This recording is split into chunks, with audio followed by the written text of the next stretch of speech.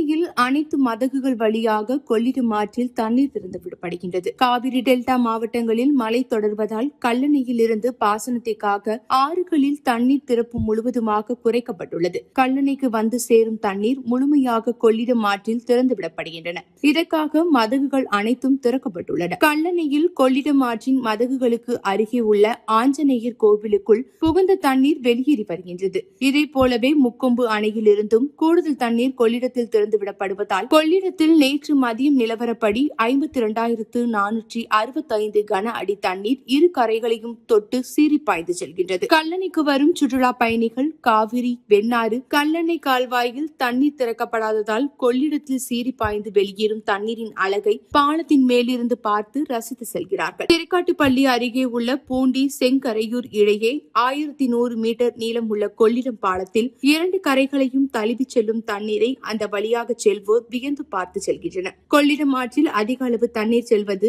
ஆற்றின் நெடுக அமைக்கப்பட்டிருக்கும் குடிநீர் வழங்கும் ஆழ்துணை கிணறுகள் கொள்ளிடம் கரையோர கிராமங்களில் நிலத்தடி நீர்மட்டம் உயர்வதற்கும் வருங்கால விவசாயத்திற்கும் பயனுள்ளதாக இருக்கும் என விவசாயிகள் கூறுகின்றனர்.